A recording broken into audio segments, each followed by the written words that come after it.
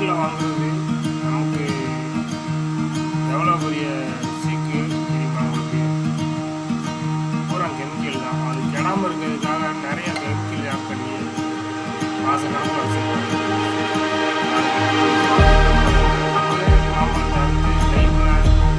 நம்ம கையாலேயே அதை அறுத்து நம்மளே செஞ்சு அதை எடுத்து சாப்பிட்டோம்னா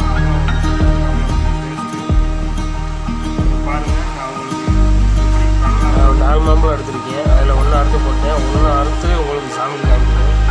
தோலெல்லாம் ரொம்ப பண்ணிடணும். அப்புறம் கொட்டை சக்கரை இல்லாத அளவுக்கு கொஞ்சம் மேலாப்பிலே அறுத்துக்கணும். அறுத்துட்டு அடுத்து மண்டவனம் வந்து அடுத்து இது வந்து மாம்பழத்தை அறுத்து வச்சு பீஸு. மண்டவனம் எதுக்காக சேர்க்குறேன்னு சொன்னாக்க இனிப்புக்காக. கடையில் பார்த்து வாங்குறதுலாம் சீனி சேர்த்துருப்பாங்க.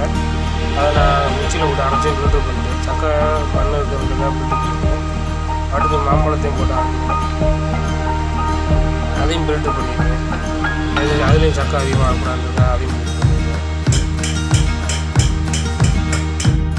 அதை ஒரு பாட்டில் ஊற்றி ஃப்ரிட்ஜில் வைக்கிறேன். லேசாக கிண்டிட்டு சக்கரை பால் போட்டோம் இல்லையா, அதனால் அதை லேசாக கிண்டி விட்டோம்னா சக்கரையும் சர்க்கரையும் எதுவும் ஒன்றா சேர்ந்து மாம்பழத்தால் பாட்டில் ஊற்றி ஃப்ரிட்ஜில் வச்சாச்சு.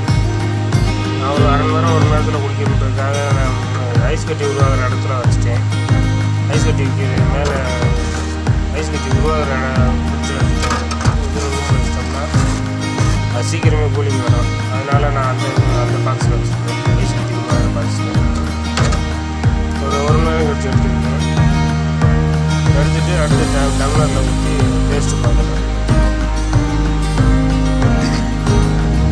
டேஸ்ட்டு பார்த்தீங்கன்னா அம்புட்டு ஒரு டேஸ்ட்டு. ஏன்னா சக்கரை சேர்க்கறதுனால நாட்டு சக்கரை சேர்த்துருக்கேன். நாட்டு சக்கரை சேர்க்கறதுனால அவ்வளோ டேஸ்ட்டு. நல்லா எனர்ஜியானது, சத்தான